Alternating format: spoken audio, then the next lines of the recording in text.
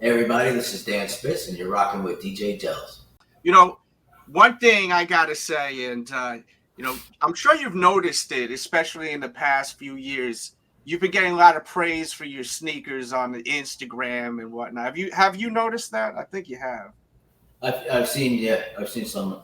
Yeah, like shout out to Retro Fire on Instagram. He's always posting pictures of you, and we'll show you like some of them. Like this, look at this, man. This is when sneakers were just purchased because you're a fan of Jordan and you just wanted to wear a new pair of shoes. And the culture has changed so much that you see it now. It's like an actual culture, sneakers. But back during these days, it was just, cool shoes to wear and rock out in. And you possibly, because I've spoken to a lot of people that are like me, tastemakers, people that just are into the history of things. You are, if not number one, you're probably number two as far as the amount of amazing sneakers you wore throughout all the years. I mean, it's like you're probably number one. The only person I think that I know can compete with you is one person, and that's your buddy, as you said earlier, Dave Mustaine, who was a beast also when it comes down to the sneakers. I mean, like what was the deal? Like, why were you wearing the shoes? Was it necessarily just because you were a Michael Jordan fan? Did you think the shoes were cool looking? Was it combination platter? What was your whole deal with the sneakers always having hot sneakers? At first, we realized if you look at some of the earliest pictures of Anthrax, obviously we were huge Judas Priest fans, and we had a singer, Neil Turbin, who thought he was Rob Halford. So he was trying to be getting us the look. I mean, I'm talking about the inception of when, like, I joined the band. Mm-hmm. So he took us down to the village and get fucking leather clothes and all that kind of shit. And we put the shit on. We played one show, and we had this custom leather made in the village and all this fucking. It was a weird experience for me. Me and Scott were like, "What the fuck? This is a fucking a little bit far, bro." So we played along just for a little, and we played the first show, and the whole show, I just remember me and Scott just looking at each other like scratching our balls. We're like, "Fuck this, bro! I need to be comfortable, man." And he was like, "Yeah, so fucking hot, like that's where the shorts came from." For Scott, one night he was like, "Dude, I can't take this anymore. I'm fucking wearing shorts. If Angus wears shorts, fuck it, I'm wearing shorts." And I'm like, "Yeah, man, I'm just wearing fucking the shit I wear normally, dude. That's the shit we're wearing, bro. That's who we are. Yeah. Why are we dressing up to be somebody we're not? That's not what our music is. So we need to represent really who we are. Like basically, like fuck what the other guy in the band says. It's our band. Like there's two of us, there's one of him, and we went for comfort. And those are just the sneakers that I was wearing normally. I started just wearing an exact set of my clothes off stage and sneakers to wear on stage, and that's where it all comes from. Yeah, man, like this right here, classic the Jordan 4s, man. Yeah. These were classic, man. You look back, look at that, look at those images, man, just tearing it up with the Ninja Turtle guitar. We got to talk about that a little later too. I remember the first fucking sneaks they sent me before they were on the market. They had with the see-through air in there, and I was like, "Holy shit, seriously!" Like, and we were like, "You can't do that, dude. That stuff will it'll melt, it'll break." They're like, "No, wait," because Scott was jumping all around. He was jumping really high. Oh yeah, you could get hurt. Those things are like shock absorbers for us. So we would look like a crack addict without a pipe. We were like, "Wow, this is fucking killer." So we were always on the hunt for cool sneaks. But using them live in those days, you destroy everything. It's so hot on stage. The places we played, over 100 degrees on stage is normal, under the lights and all that. So shit gets destroyed. But not the Jordans. As soon as you got Jordans, it was like, wow, this is like another level, man. Like 10 levels. Like what? How is this possible? So it wasn't like that dude just said, "All right, I want to make a whole shitload of money. Like just slap my name on something." He was there. Like he had a vision, a big time vision, to work with them, because it was like from regular like Converse sneaks to like holy shit. There was no in between.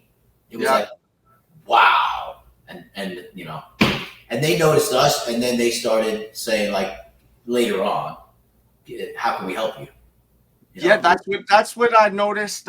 Speaking to other people, like the guys, some of the guys from Megadeth, the same thing. Like where like the Peace Sells video, they were saying like the first shot that was when Jordan was hooking them up, so they made sure to show like this shoe, which you actually own. Dave Ellison was telling me like that first shot I had like we made sure to show these. And oh, that was a fucking killer.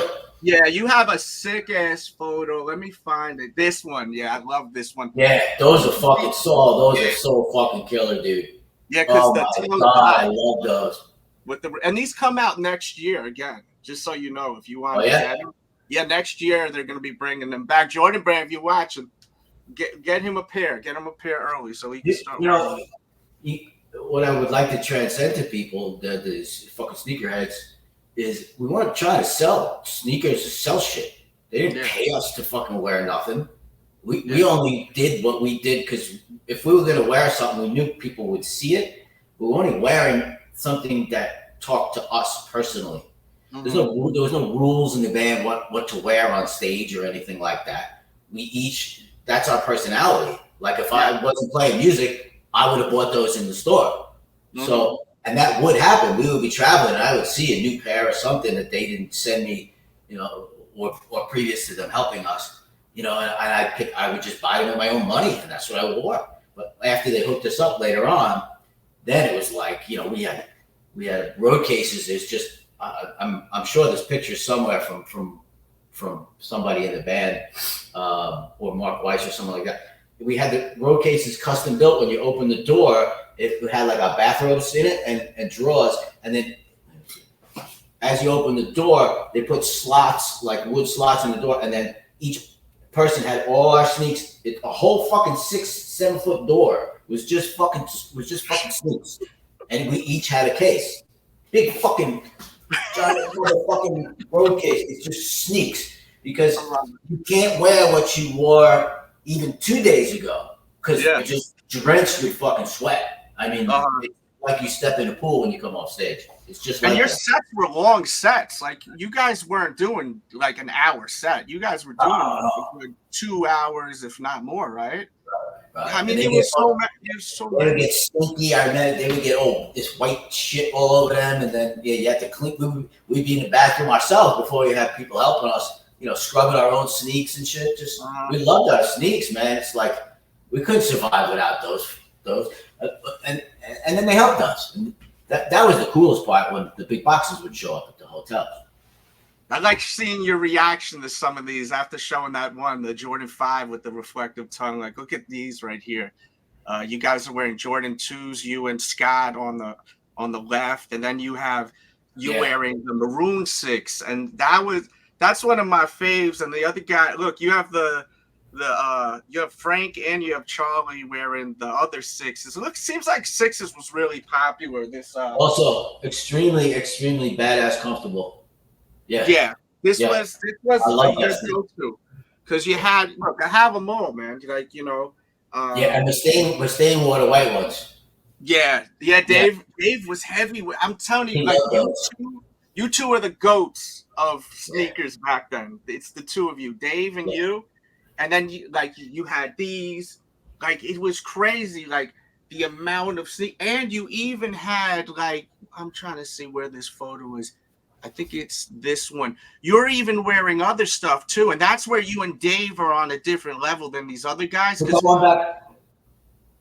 what you got. You got Bo Jackson's. The third photo, you're wearing. I did the double laces on that one on the right. I remember that shit. And that's like this type of stuff sneakerheads do. The lace swapping on those are the Barkleys. Like that's Barkleys, But I didn't like the straps that went over. They were too snug on my foot because I'm not walking around the streets. When you play, you see. I'm in my workshop. When you play, you're fucking crouched like down, like that. So those straps were a little bit too tight on the front of my foot, even though I started loosening the laces and stuff. So then I said, fuck the flaps, let them fly. Yeah, those were kick ass. Well, we were all like that. Like I would, like if we were touring with Dave, I would go in his dressing room and go, dude, you see these yet, bro? Like that's just the way we were, man. We were just little kids, You and Dave would talk to each other about sneakers. Fuck yeah, bro. Wow, that's insane. Yeah, man. Yeah, because Dave was heavy. Like this looks like something the kids now would do. Like, you see the stack of shoes Dave has there? Like, that's like the IG kind of posts that you'll see now. Like, you both like the other guy. A lot of the guys, they had cool sneakers, but they had like one or two pairs and they'd wear them for years. You guys had like multiples. So after we did hook up with the companies, like we would be in a hotel and they say, Spitz, you got a box, and they would send us stuff for the road crew too. But they would they didn't know what sizes. They would just stick in all kinds of extra stuff. And I have a very small foot. I got to take 6.5. Okay. And so it's the size between the first size for men's and where they consider boys. So I could never find my size in a store. And that's how this all started of connecting with the company. It wasn't about money or no, they didn't, like I said, they didn't pay us or anything. It's me. I would go to the store and see the brand new Jordan or whatever it was that I wanted at that time. And they're like, yeah, we got size 8 and up. And I'm like, dude, I'm fucking 6.5. Maybe I could push a 7, bro. I'm fucking 5 feet tall. Man, we get like one pair of those in there and they're gone, bro. And I'm like, well, what do I do? So I had our managers start, contacting them and explain to them the problem. Like, we're like, we'll pay for them. We don't give a shit. We want, send us fucking 20 pair of fucking sneakers. Like these guys wearing them on stage. And then they hooked up and then they would send us this big box in a hotel. And I call up the whole road crew and everyone would come down to one room and we just start ripping. It was fucking what a feeling, dude. Christmas. And they would send us Jordans before they're in any stores. No one knew about it. There's no internet, so no one even knew like something was coming back then. It was just like they were like, no, we're sending you the ones that are coming out in like 3, 4, 5 months. So check them out. Let us know what you think. And we're ripping the box apart, and we're like, I would get my size, luckily.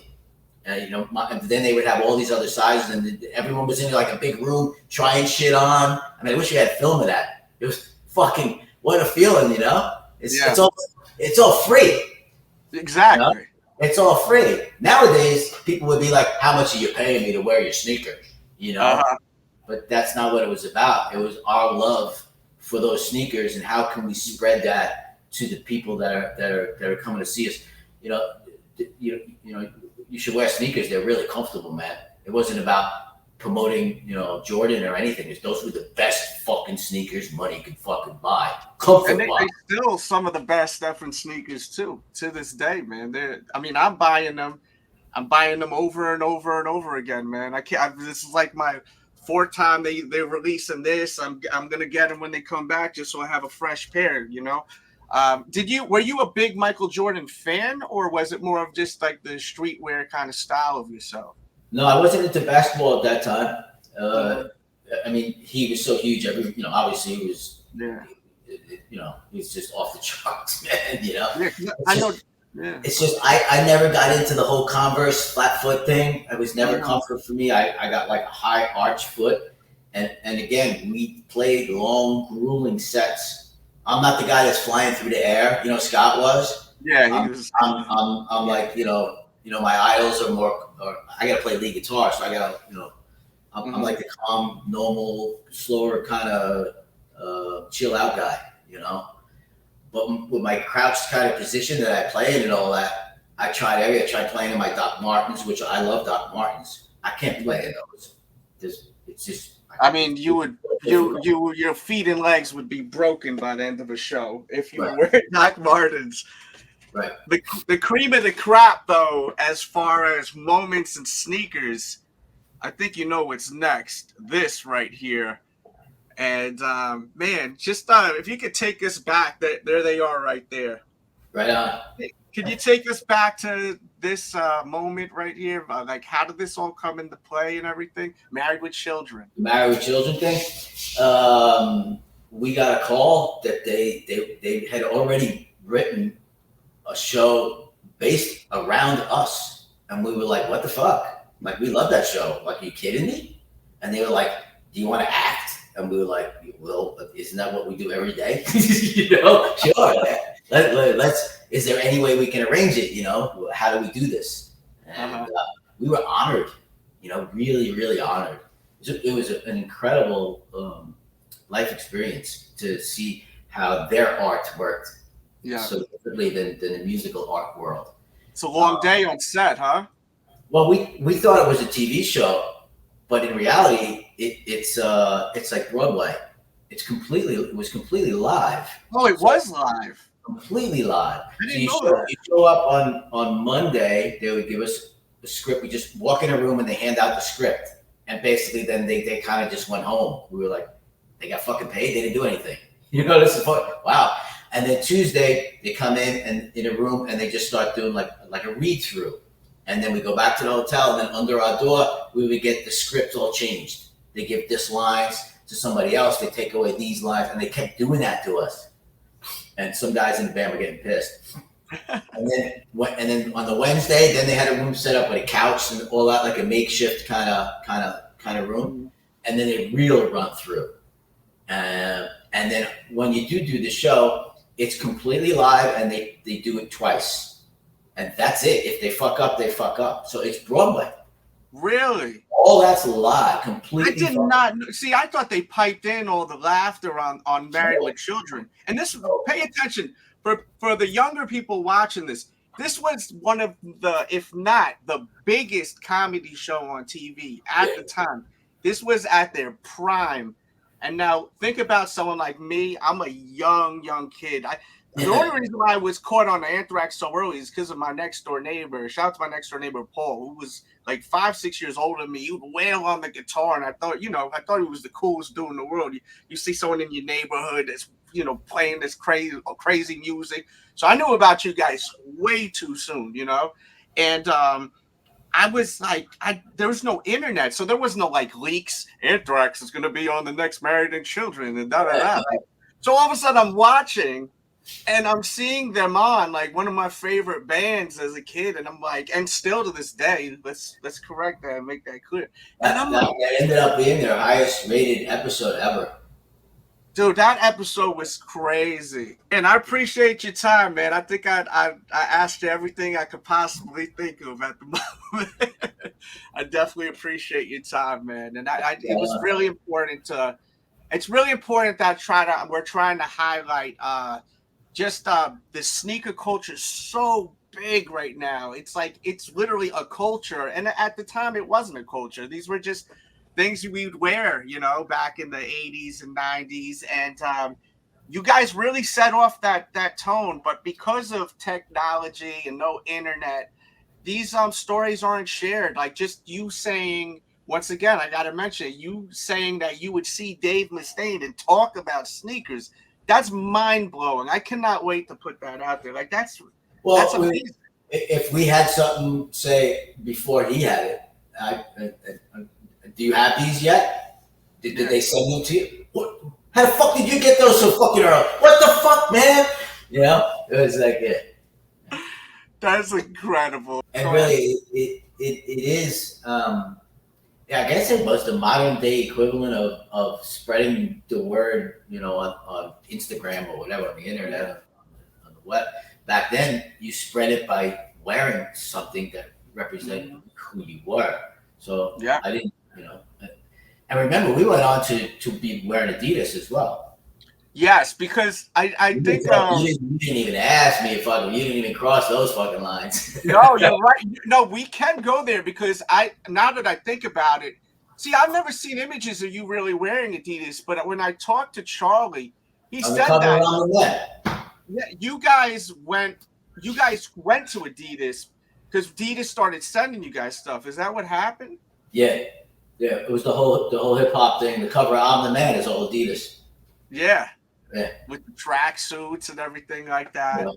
So and what was like your go-to with Adidas, like the shell toes and like the classical shell top toes. slip? I grew up wearing shell toes as a young kid for a while. I never found the comfort in them. They're cool as fuck. You know, everybody had them when I grew up. Even the girls wore them. You know, they're a great girl sneaker too. I just never found. Again, it's more of a flat foot sneaker. Old school, kind of one level up from a con. You know. Yes. I mean, when I was younger, we did Pro Keds. I did Pro Keds over cons. You know, even before then I went to Puma because the Pumas were just coming out cool. You know. Yeah. And, I mean, I remember the Pumas used to stain my socks all the time. You know, in those with days. the color, the suede being dyed and everything. When they get wet in the rain, you come home and your mom's like, "Oh, you know, what happened?" You know, like new sneaks. It's the Pumas, bro. They're breaking in, mom. You know? Yeah. So I was always a sneakerhead. I mean, you know, it's not like I just got sneakers to wear on stage. I was always a fucking sneakerhead. I mean, dying, you know. I loved Pumas for a long time. They were fucking cool as fuck back then. It was the birth of sneakers. What you guys got to understand is there was no. That's what I said. What Jordan did was not just slap his name on something. You know, you have to compare it to other industries. You know, somebody who gets famous just slaps the name on shit. They give him a whole shitload of money. Yeah. All we have is Pro Ked, flat foot sneakers. Pro Ked, Puma has some kind of an arch, right? A little bit of an arch in there, right? A little bit more comfort. It's cool. And cons, you know, because they look cool, you know, and girls wear them, you know, that kind of stuff. When the whole like next level Jordan kind of thing came out, it wasn't like, oh, cool, these are like way better. It was like, what the fuck alien shit is this? Like, holy fuck. And you put them on, and you were like, holy fuck, dude. Like, you step down and the cushion from those assholes, we were like, wow. I remember Scott like, oh, I could fly in these, man. You know, like, yeah. So it wasn't like some company came in and made a sneak that was like a little better than a Puma, and then a little better, and then a little better. It was like massive fuck yeah. When those came out, yeah. This is your favorite though, right? Would you say this is your favorite Jordan, the 6? Yeah. I know you wore these shoes the most, the 6s. Yeah. Ones on the right. Those kick ass. The 6s. Yeah. Because you wore this out on Married with Children. And then I know everyone at one point wore these. I think, well, the three of you guys, Charlie, Frank, and you at one point all wore these. And then this one you wore a lot too. You wore this one a shitload of times, which was the Maroon 6, which is such a classic. And I mean, you wore so many, dude. You wore this a lot too, which is unbelievable. Yeah. Those are badass. Yeah. And then you also wore even at one point the Jordan 2. This was the earliest model that I've seen you wear, like actually, like, you know, in photographs. Those were they had still like a hard hitting sole. Yeah. Kind of thing too. Real old school. Yeah, they try with the they went one. This was the one. I haven't seen you wear these. I don't know if you ever. Those are very Puma-esque. Yes, this is the beginning of. This is where it all started. The one. Yeah, high top Puma. Yeah, and then they bulked it up a little bit more, and then they even bulked it up. But this was inspired by that old school high top that a lot of band members were wearing, like that high top Air Revolution, and then it went to the 4, and this is when we really started seeing you. That was like a revelation, like like the lights of the heavens opened up and shit. Yeah. That's what I've been trying to say. It's not like you made a little better than a Puma, like you put some air in there and like it was because at first when we saw it, we were like, it's like a gimmick. Like, what is this shit? You know, like it's gonna pop when it gets hot, bro. You know, like, and they're like, no. And so it was like, holy shit, man! Like, wow, dude. And I seen your eyes when I showed you this one. This one you really loved. Yeah. Because I seen your reaction when I showed it. That's like, fucking top tier, bro. I don't think has anyone ever topped those, because I never felt nothing better than those. Oh, these were so good, man. And as I said, they're coming back out next year. So if you wanted to bring that back. when you would come on our tour bus, you would find those like laying in the aisle. Like we all had them. They were just like, they were just, you would be tripping over them all the fucking time because we were all wearing them. They were all over the tour bus, just laying there. And the reflective, what's cool is because they designed this shoe because Michael Jordan, you know, he's always getting photos taken by paparazzis while he's playing. So he wanted this to light up. And you guys, you know, people always taking photos of you guys. So if you notice the photos I showed you earlier, they're always lit up. Like while you're rocking, shredding on that guitar, doing the I wish he would tell the stories of like the making of, you know, like who he met with at Nike. And like I was talking about me and Grover Jackson with guitars and the amp dudes. I wish he would tell the story of, you know, so you guys have it too, you know, because we never got that story. We would just get the lady, remember it was a woman, if I remember, she would send us the notes like, okay, it's going to be like another 30 days. They're not going to be in the stores for like 3-4 months, but we want to send you guys the pre-release. You know, that's when we get really excited because we're on the road. You know, and like you just can't wait till a big box of something cool shows up. You know, it's like something to do. But like Sneaks was like a whole nother level. It's like, imagine like, you know, like before anyone on earth has the new Jordan, you know, and it's not like there's been Jordans out for 25 years. This is the beginning of it. And then they're sending us like, it's like getting music before it's out. It's the same thing. Yeah, I'm talking big ass motherfucking boxes show up, big motherfuckers, and they're in the hallway, and we're all just like vultures, fucking. And I was laughing because it's like I know I had a 6.5, and there's no one stealing my shit. Ain't no one. There's nobody stealing a 6.5. Man. You're good money. You're like, okay, you guys go to work. I'll just sit here and just grab my shoe when y'all are done. Our whole road crew got free sneaks, man. That was like they loved that. You guys were all fresh to death. Like this one right here.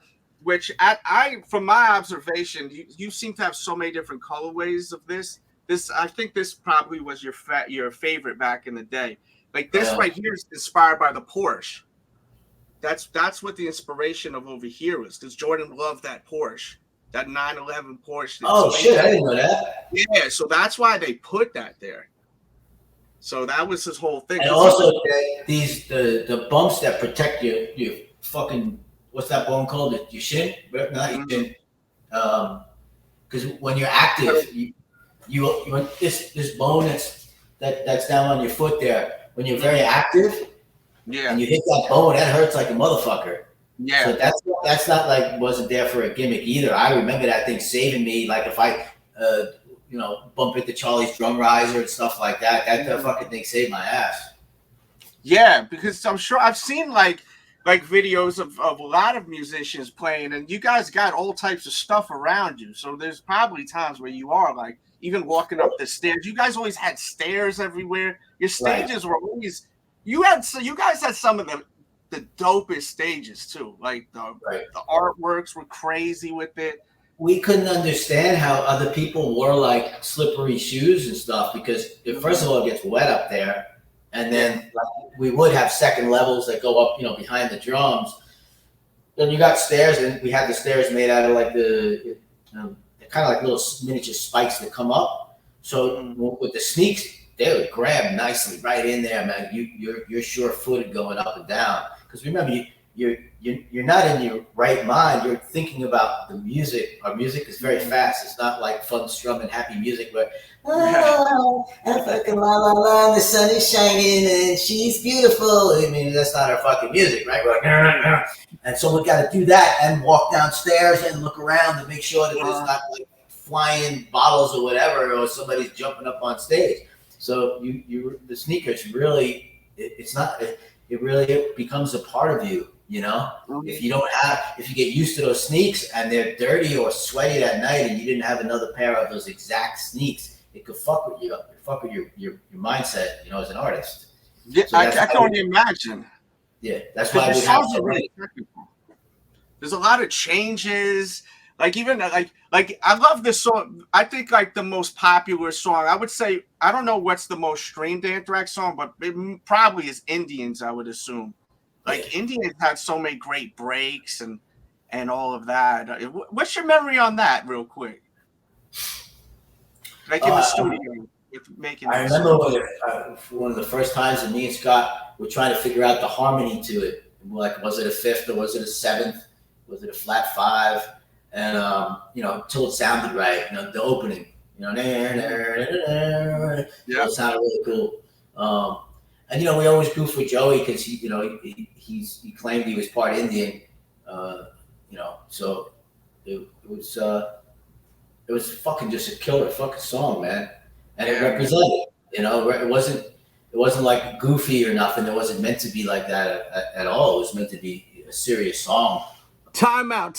So that's what you're getting for now. Full interview will be at the Dell's show tomorrow. More sneaker talk, a lot of music talk. So definitely tune in. The Dell's show, that will be linked in the description, along with Dan Spitz information. Follow everything he does. And man, what a pleasure chopping it up, man. We do this for the sneaker culture, and it's all about spreading awareness and really breaking down the actual history. Smash the like if you enjoyed it, share with a friend, or you ain't a friend, and I'll catch you soon. I'm Dells. Thanks for watching.